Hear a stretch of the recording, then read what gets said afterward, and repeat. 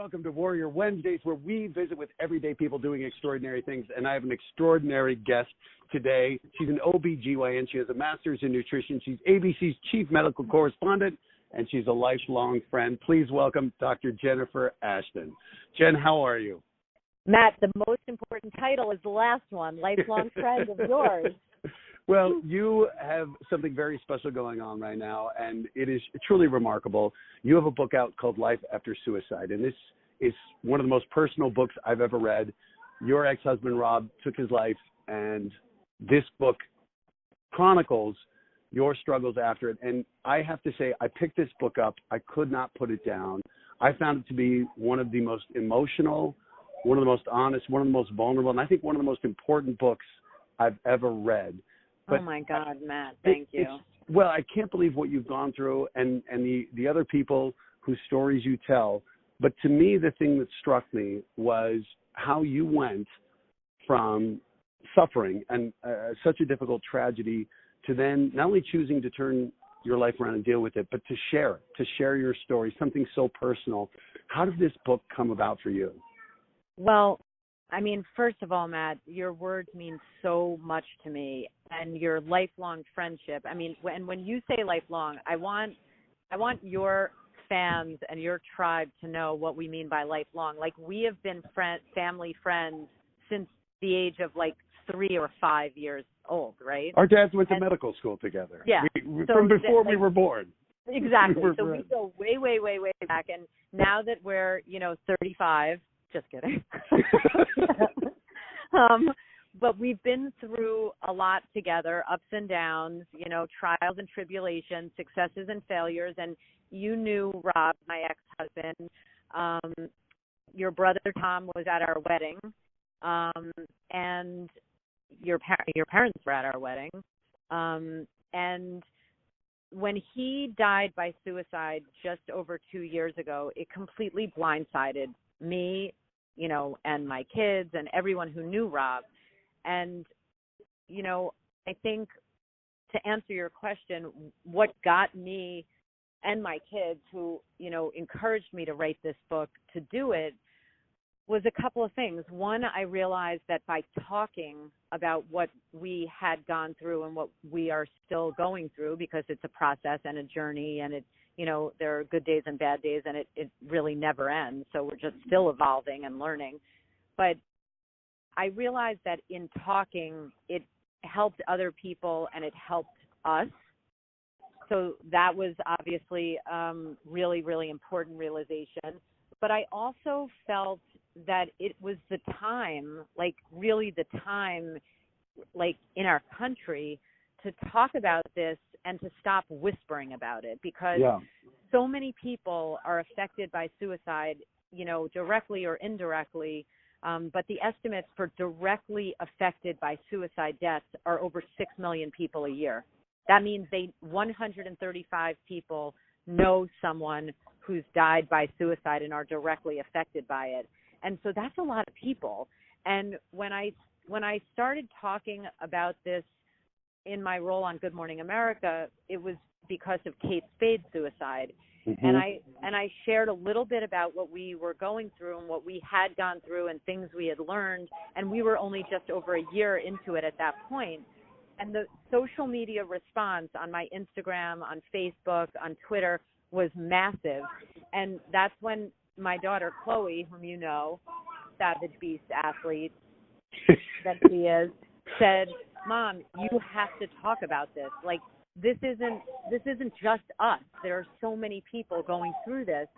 And so that's what my motivation was. Well, you brought up so many things in there, but one of the things in the book that you said was you wanted to focus on the life part of the title rather than the suicide. But totally, when you talk about choosing to share, I know one of the things that you were so vulnerable about, and that particularly knowing you, I thought rang so true, was so interesting that you shared. You said you were hardwired to avoid weakness, vulnerability, and failure. And the way, for people who don't know, you went to Columbia undergrad, Columbia Med School, you graduate with honors, you're the chief resident, so much success. Rob, similarly successful. And when you had to deal with suicide, the thing I thought that was so interesting when you talked about it was your identity was challenged. So how is that dealing with that? I mean, not only are you dealing with the grief of losing a loved one, but your own identity gets challenged. Yeah, Matt, this is why I love you. This is why you're the man. This is why you're as special as you are, because that vulnerability or acceptance of my own vulnerability and flaws and pain and weakness and imperfection and anything you want to tack onto that list, that's what I call the story behind the story. Because, you know, today our optics in life is kind of all about like success and strength and perfection and, you know, it's all those optics, right? And I think that to some extent that's not all bad. It can be inspiring to people. Sure. It's, you know, it's encouraging. You know, you obviously always want to shoot for the high bar, not the low bar. But you know, for your psyche, I made it a game almost to myself, not for external critics, but for myself, to just always go for as close to perfection as I could achieve. And when the father of your children and the person you were married to for 21 years chooses to end his life, or, you know, I shouldn't say chooses, but, you know, dies by suicide because of untreated mental illness, I felt like I had no choice but to get up close and personal with all of those elements that I had chosen to try to avoid in my life. And by the way, even as a doctor, like, you know, as a doctor, like, we go into medicine because we want to help people at their weakest moment. So think about that, right? If I really liked weakness, I wouldn't want to get people out of it. I would be like, weakness, let's embrace it. Like, you know, but I think that ironically what's made me a good doctor is that I really like helping people be strong when they feel their weakest. I like giving people the encouragement to, you know, think positively when they feel negative. And when I was faced with those negative, weak, painful, you know, feelings myself, I kind of had to say, oh, hold on a minute. You know what? You're a real person, and this is real life. And I started reading a lot, and, you know, I had the, you know, good luck of having a great therapist that I had access to who taught me a lot and taught my kids a lot as we started to heal. And I started to take on this, I guess maybe it's like a Buddhist philosophy of life, that it's not about avoiding pain. It's about processing it, learning from it, and then moving through it. And in order to do that, you know, I'm sure that you remember my plate analogy, right, in the book. And I talk about, you know, I felt like a shattered plate that, you know, broke into a million pieces. And when I put the plate back together again, I had to pick up all the pieces, the ugly ones, the jagged ones, the imperfect ones. And now the plate is intact and it's whole, but it's got glue all over the surface. And I actually feel like I'm living a more authentic life now because of that. Well, it's a beautiful analogy. And I thought, as you talk about it, having that courage, you know, it's one thing to help someone else. It's another thing to help yourself, to have the permission of being weak. But one of the things you talked about that, and you in the stories, I thought you beautifully detailed the guilt and blame that those who remain feel. And you talked about in the book your divorce, and feeling one of the first things you said was seeing on social media, which is a compounding factor for someone so publicly, but you had to deal with feeling this guilt, but coming to accept that it wasn't anyone's fault. And I thought, going through that journey, just sharing how you've talked about the admission of weakness, but really grasping with the guilt, and then getting rid of that, and as you talked about, even choosing your words about Rob and what happened. Yeah. But just taking us through that journey for you of shedding the guilt and realizing that you weren't responsible.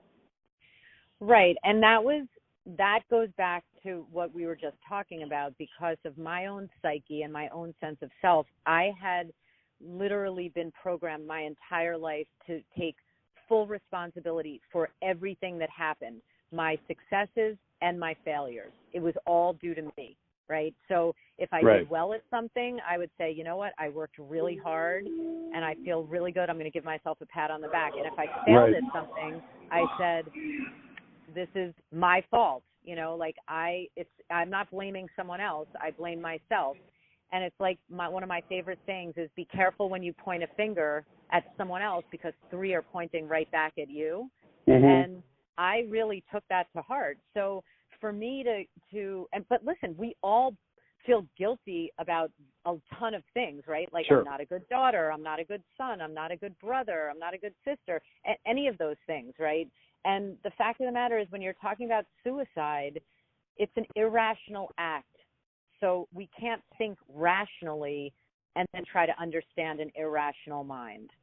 So it took me a long time, and I still have days that I feel guilty and I feel, like maybe that will never go away, but at least rationally I'm able to understand that it wasn't my fault. Well, and you just spoke about your daughter, Chloe, mm-hmm. and that was one of the things, too, that struck me was you're grieving. Obviously, your kids are grieving, but as a mother, you're concerned about your kids. And Alex and Chloe, your 2 children who are unbelievable. Alex at Columbia, Chloe just gets into Harvard. So accomplished. How do you assign your responsibilities? And your kids are obviously incredibly mature, but as a mom, how do you separate grieving yourself versus caring for your kids? And I think this is something that so many people probably have to deal with in the aftermath, taking care of yourself versus worrying about others. So the one thing that I would say as a parent, and by the way, I'm not an expert on this, obviously. So, I mean, I can only say how I've processed it, but I know that there are a lot of parents, unfortunately and tragically in my position or in similar positions where you're dealing with something in parallel to what your kids are dealing with. And I will tell you that as a tiger mom, almost like maternal instinct, immediately my gut was to protect my children mm-hmm. and to survive and get myself through it for them so that they wouldn't feel like they just lost both parents. And I think that as any parent knows, but mostly I will say moms, and you've got one of the best moms on the planet, so I know that you're going to agree with this. Kids take a lot of their emotional lead from how their mom is. And if their mom, I felt like if my kids saw me completely lose it and fall apart after just losing their dad, they would truly think like the world had just spun off its axis and that they would feel completely unstable and destabilized. And there was no way I was going to let that happen. So, so it really helped you then, kind of forcing you to say you can't go down this spiral. Totally. Yep. But it's just such a beautiful story. And what I love, too, is you really talk about the stigma. And that's one of the things you mentioned about how many people, almost 6 million people in this country are impacted by it. But it's something we're starting to talk about, I think, thanks to some of the troops. But we're really seeing it. And so as you look at dispelling this thing, particularly as a doctor, if somebody had cancer, you made this analogy, if someone had cancer, you would never blame them. And with mental illness, and I thought it was really interesting that you chose about this irrational act. So what are the things, as you've gone through this, some of the things you've learned, even as a doctor, that you may not have been aware of in terms of mental illness? I mean, I think, first of all, I learned so much, and a lot of it, as you know, I share in the book. But a lot of it I also share in a podcast with the same name, Life After Suicide. It's free on Apple Podcasts, and it's produced by ABC. And I interview people like Talinda Bennington, whose husband, Chester Bennington, was the lead singer of Linkin Park. I interview PhDs in psychology, the doctor who runs the National Suicide Lifeline. And I interview my daughter, Chloe, and our therapist. So it's, Matt, you have to listen to it, especially her episode, which dropped last week.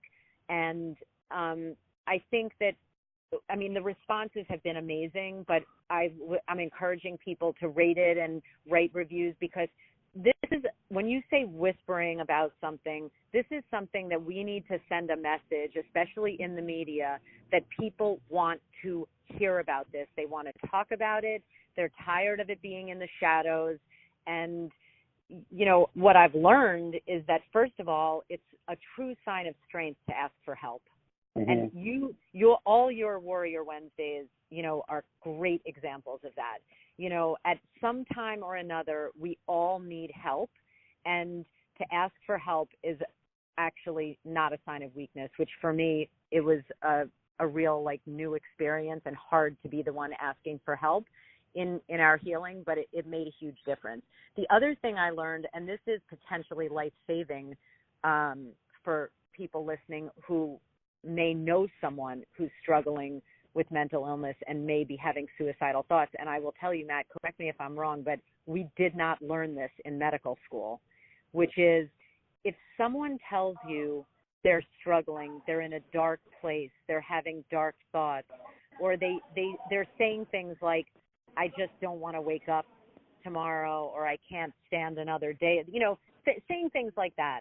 Right. We're taught to ask them, you know, are you thinking of hurting yourself? Have you had any thoughts of suicide? If so, do you have a plan? And then what are we taught, Matt? Nothing, right? Like, right. What if the person says yes, we're like, okay, okay, I don't know what to do now. And what I learned from Dr. John Draper, who runs the Lifeline, is that that's a medical emergency. So you should take that person either to an emergency room or get on the Lifeline, the number, which is 1-800-273-TALK. Facebook now has literally like suicide support access and programs in place, but take that seriously, number one. Number two, what this doctor taught me, which again, we never learned, is to say to the person without judgment, I'm so sorry you're in so much pain right now. You don't have to go through this alone. There is help, and it will get better. You know, like those are very basic things, but to keep repeating them to someone who's in that horrible place is really, really important, because that person is feeling like there's no hope and they can't get themselves to a doctor because they can't get out of bed. They're so depressed. So, wow. You know, I think, you know, asking for help and you know, he gave me a great visual metaphor, Matt, which I think will really impact people listening and your fans, which is, imagine someone is in a river, falls into a river and they're drowning. They don't know how to swim. And, you know, you're on the shore and you throw them like a life ring, but they can't grab it. Right. Like, in order to save themselves, they have to grab that rope or that buoy or that ring, right? And they can't grab it because they don't know how to swim and they're floundering around in the water. And he said what that person needs, that suicidal person needs, is actually like 10 or 20 people throwing those rings and ropes at them so that they literally float right into it. Because a person who's in that much crisis can't take those steps to really save themselves. And that's different than any other field of medicine. 100%. I think the mind is still something that we don't understand, or we don't always want to understand the dark issues. I think it's much easier to talk about something like cancer, as scary as it is, versus mental illness, because we don't have all the answers. But I just think the way your understanding and these hard-earned lessons are beautiful. And in the book, you talk about one of the stories where there was something that really struck me, where they said that you're surviving something terrible, but gifts will come with that. And as I hear you talking, the gift that I think you've been given is this unbelievable knowledge that you're sharing with everybody, which is why I just want to encourage people to pick up this book, Life After Suicide. I think whether you've been impacted directly by this or not, this book, in its honesty and just the way you're raising awareness for mental illness, I think this really is one of the most important books I've read. And I want to encourage people to listen to your podcast. And I want to give you the last word, Doc. People are listening, and on Warrior Wednesdays, I think one of the things I love is that people can learn from just anybody who's faced adversity, and you've done it so beautifully. So for people who are out there listening, if there's anything you just want to share to people who might be struggling right now, who might be going through their own obstacles, whatever it may be, I just want to give you the last word, Dr. Oh, thanks, Matt. I would say you're not alone. Post-traumatic growth is possible. So whatever trauma you've been through, you can come out on the other end stronger and in a growth position. And I just think that the more we open up this conversation without blame and shame and, drop the stigma, we're all going to be better for it. So I just thank you from the bottom of my heart. You're such a good friend. You're such an amazing spirit and mind and heart. And I hope that your listeners do read the book, Life After Suicide, and listen to the podcast and let me know how they're doing, because I think we all, this affects all of us. So I'm glad you did it for Mental Health Awareness Month, and you're the best.